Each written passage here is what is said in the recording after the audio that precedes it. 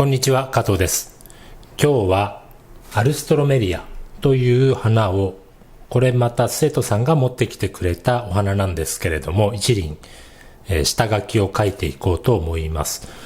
と言っても、だいぶ時間が経っているので、おしべがちょっと元気なくなってきてる感じなんですけれども、これもこのままいってみましょうかね。はい。一応2輪あるんです。咲いてるんですけれども、その中の1輪、そしてつぼみ1つ、この花とつぼみのセットで描いていこうかと思います。決めました。ピント合わないですね。この2つあるんですけど、こちら側のね、花の大きな方を描いていこうと思います。この辺りに行きましょうか。はい。では早速行ってみましょう。ユリなんかもそうなんですけれども、このロート状というかラッパ状になってる花を描くときに、まずこの付け根の部分からこの開いてる外側に向けて方向性がまず、軸というか、前に円柱の話した時のこの軸っていう話しましたけど、それと同じように外側に広がっているラッパみたいな、そういう形状をイメージするといいと思います。と言っても、こんな補助線だけ引いててもなかなか絵は進まないので、具体的に今回のアルストロメリアという花は外側に3枚大きな花びら、そして内側に3枚ちょっと形状の違う花びらがある、そういった花なので、ちょっと特徴を考えると、まず外側の大きな花びらが3つ、そして内側の花びらが上2つと下1つ、分けるとそんな感じになるかなと思います。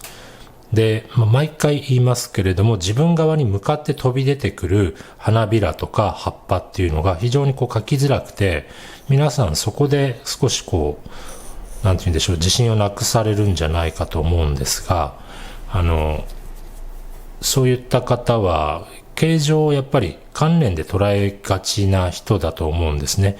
花びらはこういうもんだとか、こういう形をしているはずっていうふうに、見えているこのフォルム、輪郭よりも花びららしい形をまず頭にイメージしすぎてる、そんな気がするので、口で言うの簡単なんですけど、このね、外側を結んだこの花全体の一番尖っている外側を結んだ線をまず終わりを最初に決めると、こんな風にですね、終わりを決めて、例えば今こういう何角形でしょう。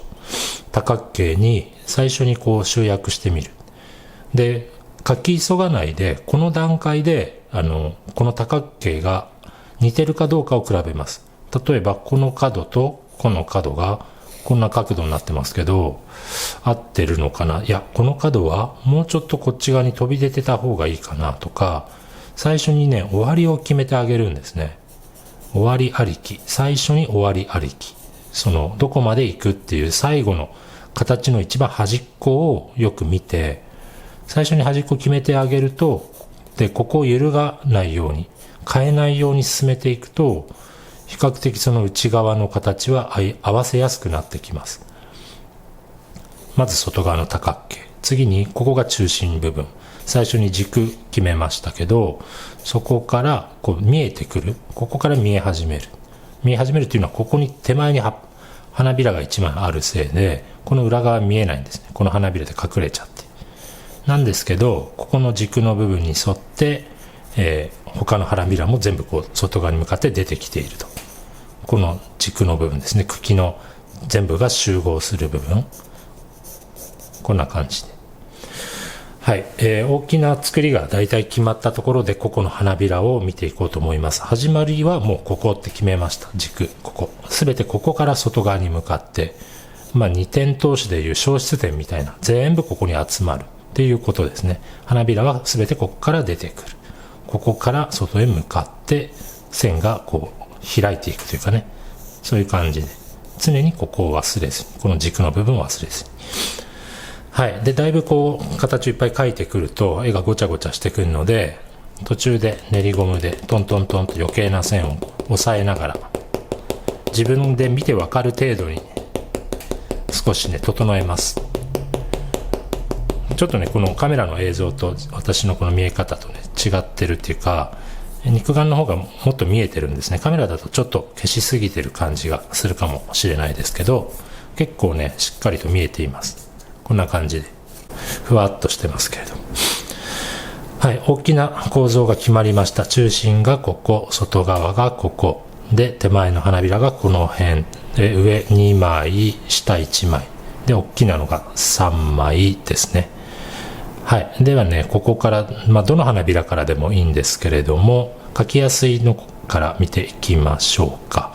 手前のこの花びらが一番描きやすいかな。下、中心部分から下へ向けて、こんな風に出てきて、もう先端は最初に決めてありますから、ここへ向けて形が全部、ぎゅーっとこう、広がってくる感じ。で、最後はこうめくれ上がってというか、そっくり返っている。で、花びらの先端はちょっとね、これもこうギザギザギザっとこう、フリルみたいにギザギザギザっとしてるんですね。で、アルストロメリア特有のこの先端部分がちょっとね、色が緑っぽく見えてたりして、で、中心付近のこの花脈ですかね、花脈がちょっとね、他に比べて筋がはっきり見えている。この辺だけ、ちょっと特徴的に。で、他の花びらの脇はここもちょっとギザギザギザとしていって、で途中はこんな風に1枚できました。これも水彩の下書きなのであまり細かくこう色の塗り分けみたいなね、絵の具を使って色で塗り分けていくので、主要な線だけに限定して淡く形を主に線描で捉えておきます。こんな感じ。はい。では次の花びら。このね、手前側の花びら。このギュッとね、めくれ上がってる花びらいってみましょう。だいたいここの中心付近が少しへこんでいて、ぷっくり膨らんでるんですね。で、外側に向けて。で、ここが花びらの先端で形がギュッとこう集約してくる感じ。自分側に向かってきている花びらなので、すごくこう、距離感というか奥行き感描きにくいんですけれども、このシルエットをよく見ながら、形を捉えていきます。言い忘れてましたけれども、今日使っている鉛筆はステッドラーの HB です。ちょっと硬め、B に比べて少し硬めの鉛筆先をしっかり尖らせて描き始めました。こんな感じかな。で、これがぐーっと裏側に回り込んで、ここまで光が当たっている。ここは光が当たって見えているところで、ここから先は影になってるんですね。ここは光が当たっていないところ。ここも少し影に見えてるかな。はい、特に自分側に飛び出てきている花びらの先端、このエッジですね。このエッジ部分は、その距離感を出すのにも非常に重要になるので、鉛筆の先端を使って、はっきりとくっきりと一番自分に近いところっていう意識でもって筆圧も少し上げ気味に描いています。筆圧上げ気味。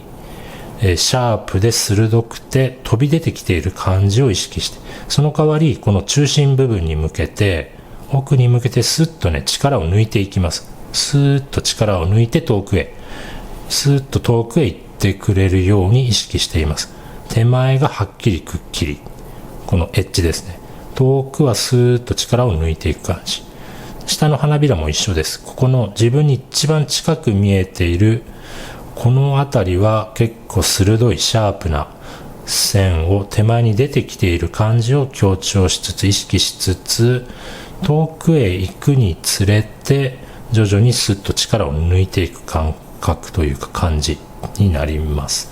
スーッと抜いていく感じですね。向こうへ向けて手前のエッジは鋭くはっきりとコントラストも強く遠くに行くにつれてスッと力を抜いていく。奥へ行ってほしいっていう気持ちでもって力を抜いていく感覚です。はい、これで今2枚できました。これに続けて今度はね、上の、これも結構手前にギュッと出てきている、先端が尖っている、このアルストロメリア特有の上の2枚、形状がちょっとね、他のと違っていて、蘭の花もそうなんですけれども、少しこう特徴的な上の2枚、蘭の花も同じようなんですが、ギュッと飛び出てくる形がやっぱり常にここに向かっていくんですね。ここに向かってシュッと書いてみました。いや、もう少し、ギュッと力が入って抜けていく感じ。これが一番上の花びらの左の1枚、こんな感じですね。で、この辺りから徐々に向こうへ回り込んで形が見えなくなってくる。これも少しギザとしてこんな風に。で、上の花びら2枚はちょっと尖ったのが2枚あるんですけど、右が上で左が下でこういう感じになってるんですね。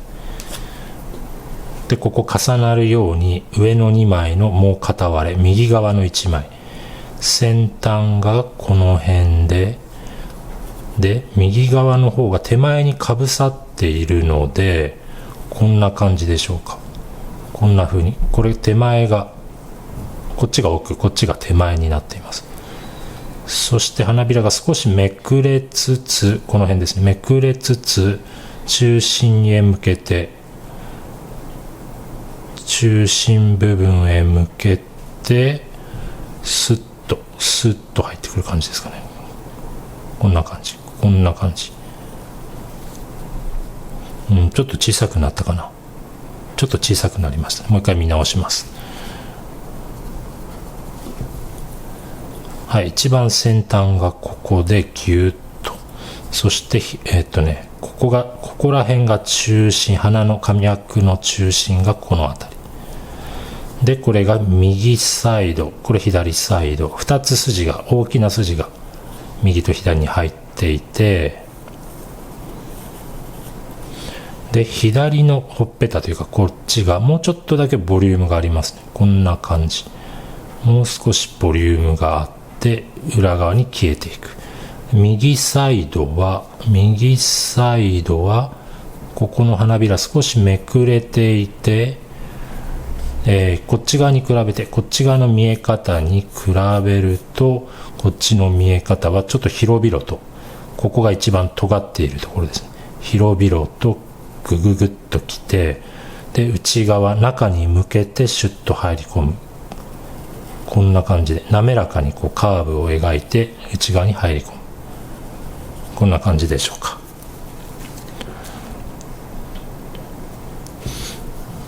はい。で、今ここの線ちょっと強くなりすぎたので、少し押さえてあげます。はい、だいぶ進みましたね。1枚、2枚、3枚、4枚、あと2枚。右下と上。どっちから行こうかな。こっちから行きましょうか。一番先端がここら辺、この辺。ここが葉っぱの先端、中心部分。で、常にここへ向かって、真ん中に向かって筋がスッと伸びる感じ。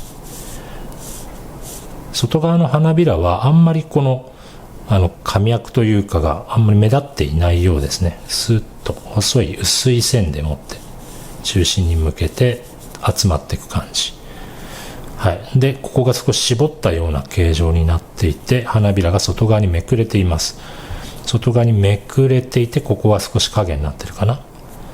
で、ギューッと切って、ふわふわふわっと。向こう側はどうでしょう。ここは一番尖っているのがこの辺りで、滑らかにふわふわふわっと。もうちょっと小さいかな。こんな感じでふわふわふわっと。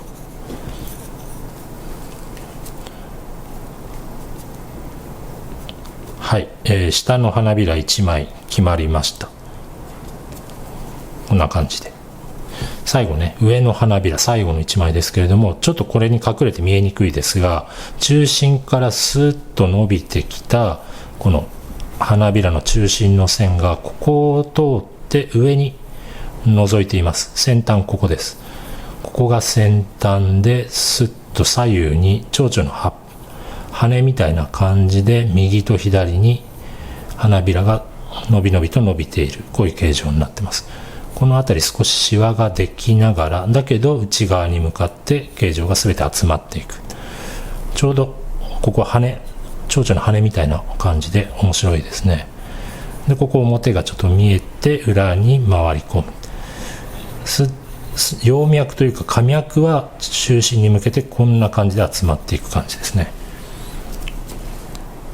はい、形、外側の形、花びらの輪郭がだいたいできたところです。こんな感じで。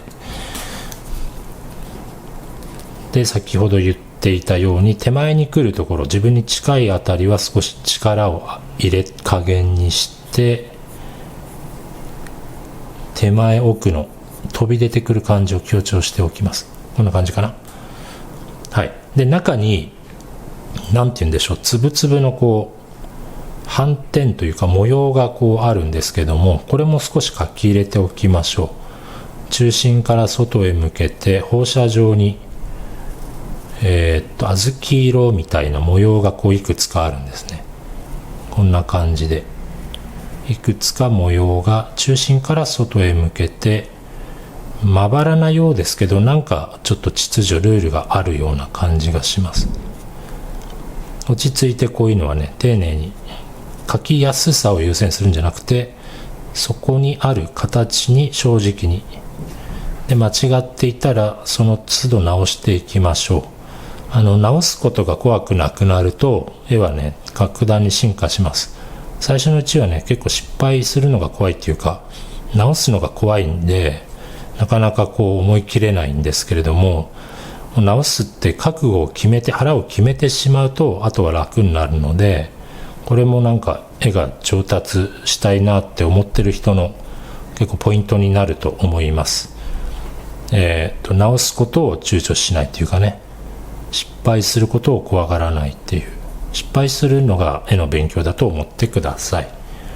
はい、こんな感じで。で、このね、左サイドの花びらもちょっとここ透けてるんですけど、模様が花びらの裏側からちょっとね、薄い感じなので、これは絵の具で表現することにして鉛筆では描かずに置きます。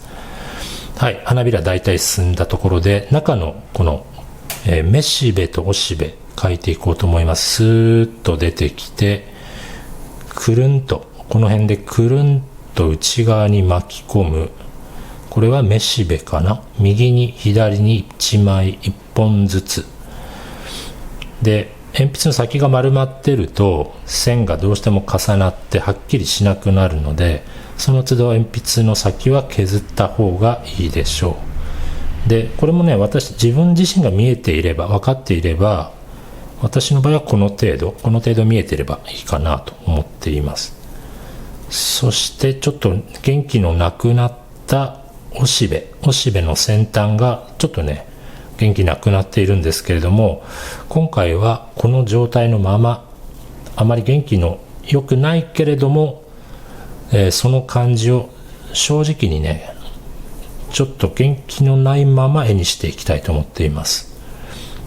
ちょっとね、くねっとくたっとしているところがあるんですけど、これもまた、時間が経って、ちょっと疲れた感じのおしべもまた絵として面白いかなと思うので、正直に疲れた感じのまま、おしべを描いてみます。こんな感じかな。で、途中でね、どの線になってるのか分かんなくなってたりすると思うんですけど、自分が分かるように処理しましょう。人に説明するというよりも、自分が色塗るときに困らないようにですね。困りそうなら練りゴムで消しながら丁寧に形を取り直します。はい、こんなところでどうでしょう。はい、で次に中心からこの茎の集まる軸の部分ですね。ここを最後描いて仕上げたいと思います。形がシュッと集まって、でここは少しつぼみみたいに膨らんでいる、付け根の部分ですね、ちょっと膨らんでいて、形状が何でしょう、口なしの実みたいにポコッと膨らんでる感じが非常にこう綺麗なところなので、正直に捉えていきます。ここですね、いいですね。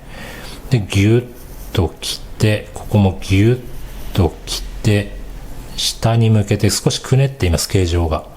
でここで一段落、一区切りついて、向こうの今度はつぼみにシュッとつながって、ここが隣のつぼみの始まるところですね。で花びらじゃない、葉っぱがちょっと出てきます。くねっとくねりながら、こんな感じかな。これも自分に向かって飛び出てくる形がこうあったりするんですけど、シルエットをよく見ながら形を正直に見ていこうと思います。こんな感じかな。結構ねめくれ上がってるんですね。ギュッとめくれ上がってる。で髪枠の中心はここかな。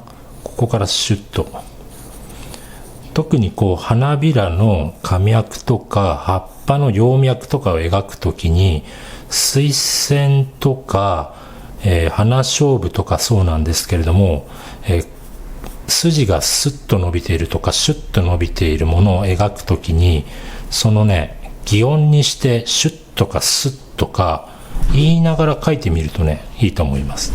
でここからですね、形がギューッと内側に回り込んでいて、はい、ここですね。ここが葉っぱの付け根の部分で、ここが、つぼみの始まるところ。形状が非常にこう複雑なんですけれども、よく観察して描いてください。はい、で色を塗るときに結構その葉脈がないと困るっていう場面は入れますけれども、そうでなければ自分が困らないようでしたら葉脈省略しておいてもいいと思います。絵の具で勝負できるようでしたらね、そこは省略しておいて、慣れてくると結構絵の具での仕事と鉛筆での仕事を分離して考えられるようになってくると思うので、そこはね個々の生徒さんそれぞれの力量で自分にちょうどいい加減で下書きの分量を決めていってください。はい、もう一息ここの辺ね頑張って進めていきます。こう来て一旦ここで一区切りつくんですけれども、少し太くなったのがねじれながら裏側に回り込みます。これなんかねじれて回り込んでるんですよね。形がスッとこう外側に、何巻きっていうんでしょう、右巻きみたいになってるので、これ面白い形なので正直に回り込みながら描いてみます。ちょっとね下が太くなりすぎました。ここは押さえておきましょう。こんな感じかな。はい、で最後のねここのつぼみ、ここを決めて完成にしたいと思うんですけど、これがまたねちょうど自分側にね飛び出て向いてるんですね。こっちが、ここが先端です。で左右下三角形のつぼみの中心を取る軸があります。なんて言うんでしょう、この形はねひし形みたいな形なんですけれども、はい、手前に飛び出てきているので書きにくいですが頑張って見ていきましょう。右上左上、そして左下奥へ向かう形、右側もこうやって奥へ向かう形、ちょうどこう手でつぼみを作った時のようなそういう形状なんですね。ぎゅっとこうなんて言うんでしょうね、膨らみが、つぼみの膨らみがあって裏側へ内側へ向かうと、一番下の形状がこれが特徴的ですかね。こんな感じで向こうへ向かって、で見えないですけれども軸が多分この裏側にあって、根元付け根につながります。